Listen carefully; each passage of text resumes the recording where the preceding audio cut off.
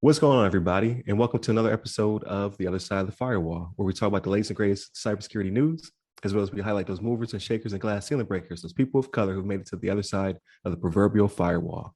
My name is Ryan Williams, and as always, I'm joined by Shannon Tynes. What's up? What's up? And LeVon Maynard. Hey, welcome to the show. What is going on? So, voice a little scratchy. I've been doing a little bit of traveling, so please excuse me throughout the rest of these episodes. It should get better, hopefully by the Friday episode.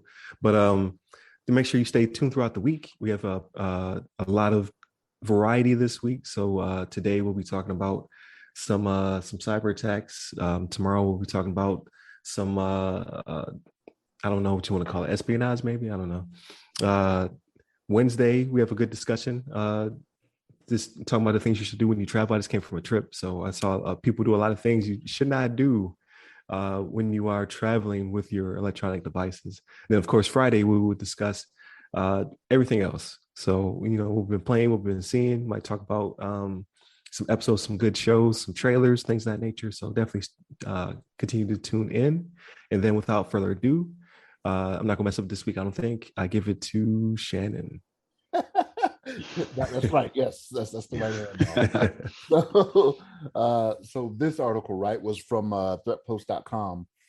It's called Yandex Pummeled by Potent Meris DDoS Botnet, right? And this written by Tom Spring. So what this was as I read this article, I was like, I don't know what any of this stuff is, right? So Yandex, what that is that's Russia's version of Google, right? And they had a record-breaking DDoS attack against them.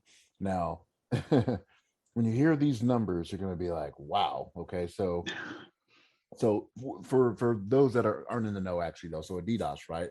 So distributed denial of service attack. So what it is you have all types of different endpoints that are pinging a location at one time, right?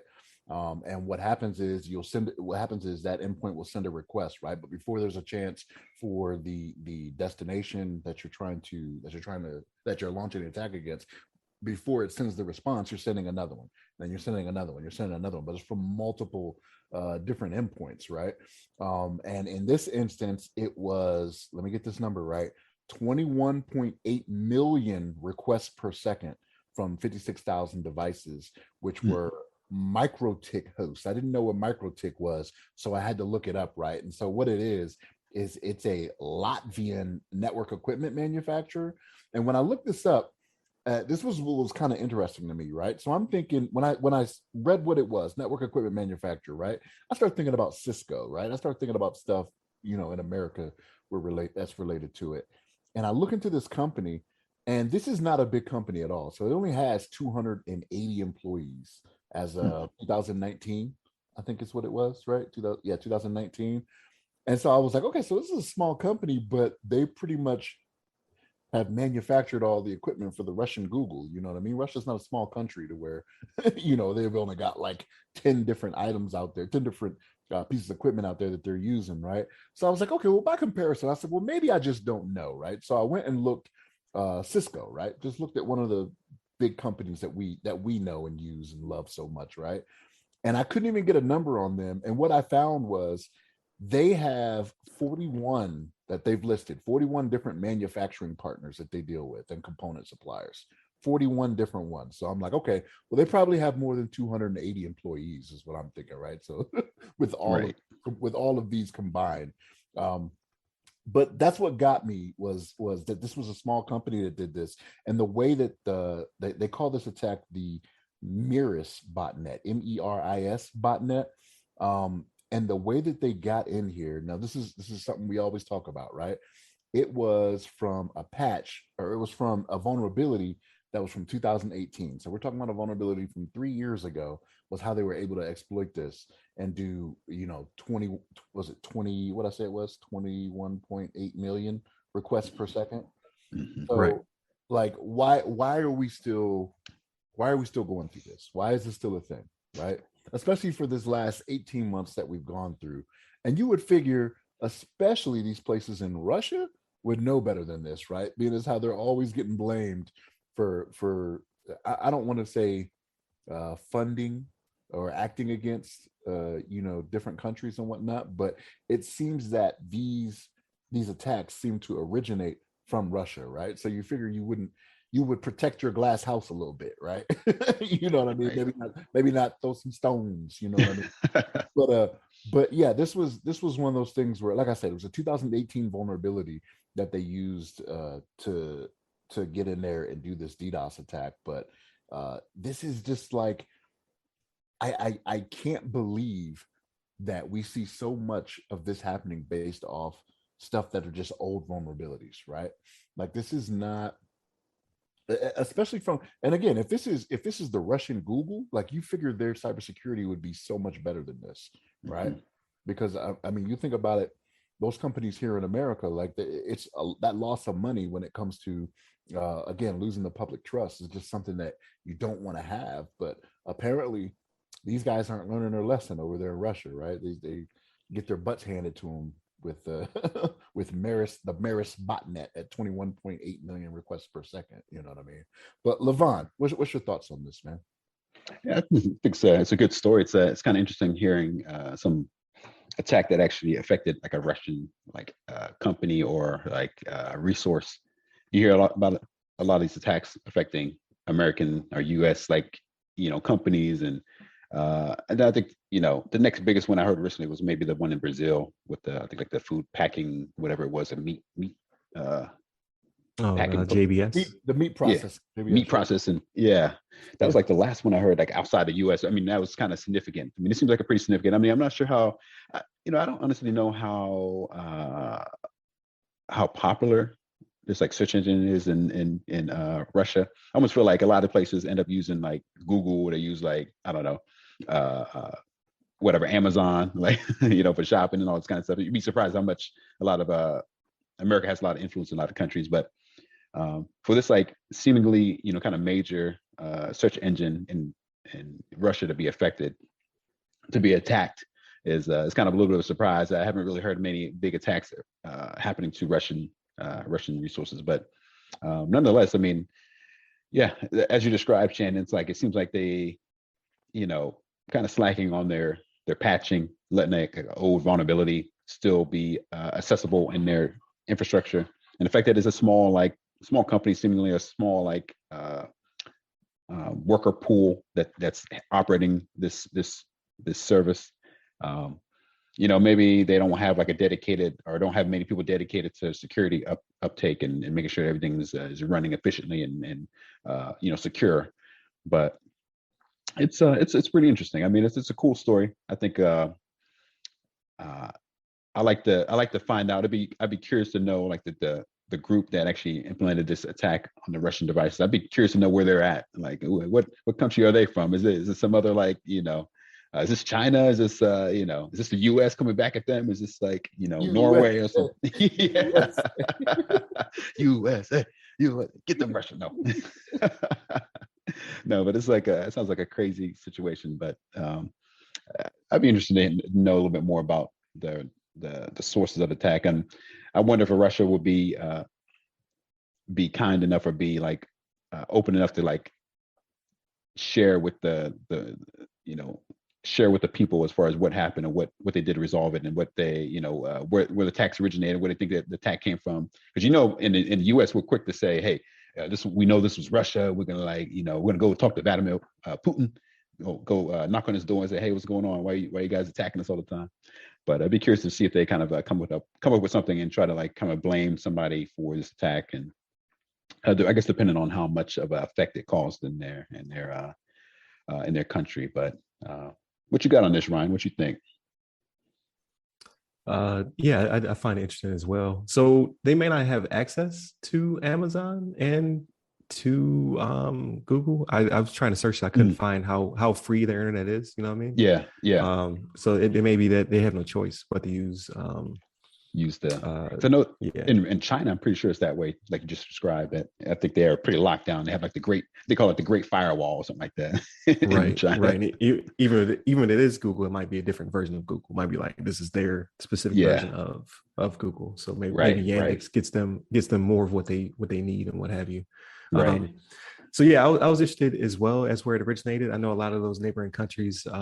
Some of them are cool with Russia, some of them aren't. They all used to be part of the Soviet Union at some point. So they're kind of like cousins, right? Um, so that's probably why they had the agreement with Latvia to make the devices to put into their network. Forming those bonds and partnerships and what have you. But it's kind of the opposite, right? So in the States, we have vast amount of different vendors and manufacturers that supply this equipment, and then that causes vulnerabilities because with having such a mixed melting pot, it's a lot to track. Like which device and which stack is currently vulnerable. What do we need to patch? That goes to patch management. In this case, it's very specific. Like, no, we just need to find out what the vulnerabilities are for this company, their equipment in the stack, and it just makes it a single point of failure. So you got to have a healthy blend of equipment within your network just to stop stuff like this happen. And then of course, patch things that are 3 years old. That definitely help you out. But with them, you said they're only like 200 people. So with them being so small, I don't know if they have the resources to stay up on those patches like they need to. So all those things come into play. Yeah, it's funny that they haven't attributed it to anybody yet. So that should be hopefully coming out soon. Like maybe we'll know about by next week who attacked them. But I doubt it was any of the homies. I doubt it was China. I doubt it was Syria. Like they're too tight. So the homies, yeah. So it's probably somebody, some neighbor adjacent who's not exactly happy with them. Probably hit them up to shut them down for a little bit. But yeah, definitely interesting to see it happen to somebody else because we've been getting attacked every day for the past, who knows, like at least the past 2 years has been nothing but DDoS and ransomware. But also that it was the largest also surprised me because I think we talked about one not too long ago, maybe 6 months ago, where that was one of the biggest. I forget what it was called. Like they had a name. It was called like the Ultra DDoS or the Super DDoS or something like that. But it was like one of the like world record, but it was blocked. Like they were actually able to mitigate it before it got bad, unlike this one where they did not block it and took them down for a significant amount of time. But again, like also it comes down to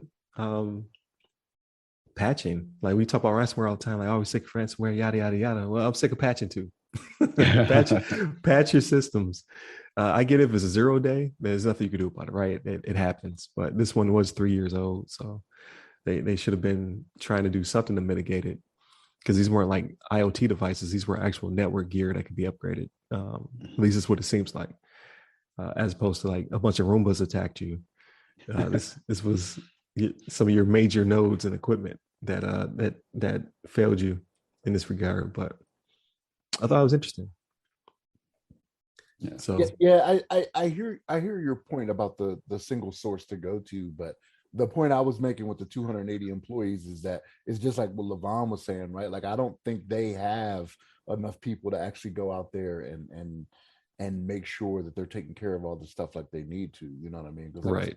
Russia is not a small country, and it reminds me. I want to look that up. I want to see what the population of Russia is, right?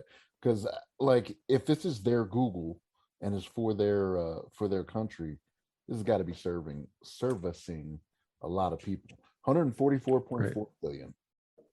So yeah. So it's like half the states. So yeah, it's a lot of people. Yep. Who all need their Yandex, man? Like Yandex. Yeah, they all need their Yandex.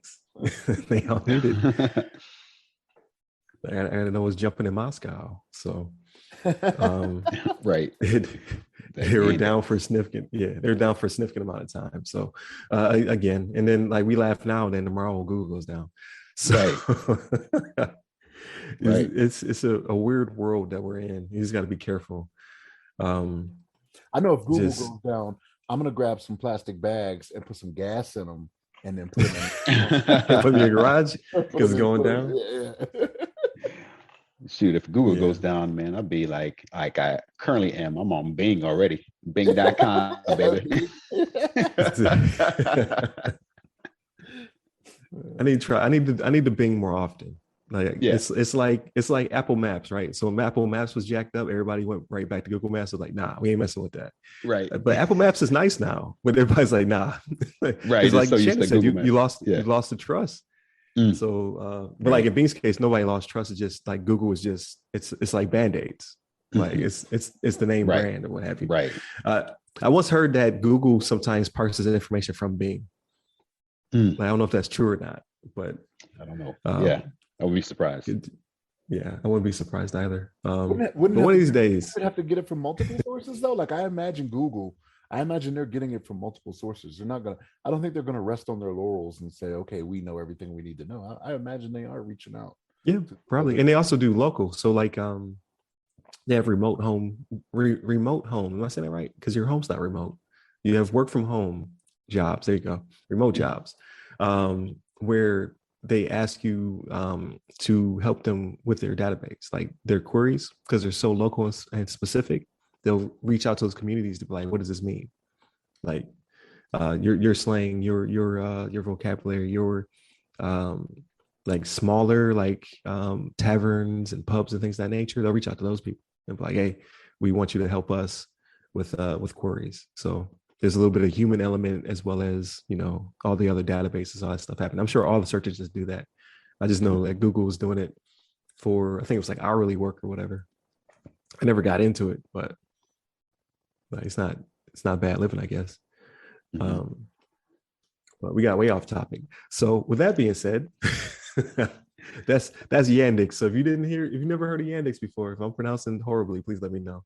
But Yandex is the Russian Google, and it went down. And now you know why. So that's right. But with that being said, thank you, Shannon. Thank you, LeVon. Another great episode. Please tune in throughout the rest of the week. Tomorrow, again, we'll be talking about some stuff. LeVon will be over here teaching us about what to do and what not to do, basically, with this story and how it went down. Wednesday, we will all be giving you our tips and tricks for when you're traveling both stateside and abroad, because it's dangerous out there. And then Friday, well, like I said, we break down everything but cyber and what we've been doing all week. So definitely continue to tune in, and hopefully by the end of this week, I will not have jet lag. So hit up the website, www.theothersideofthefirewall.com, where you get to all our social medias, and you can hit me up personally. I'm at RyRy Security Guy. That's RY Security Guy on Clubhouse, LinkedIn, Twitter, and TikTok.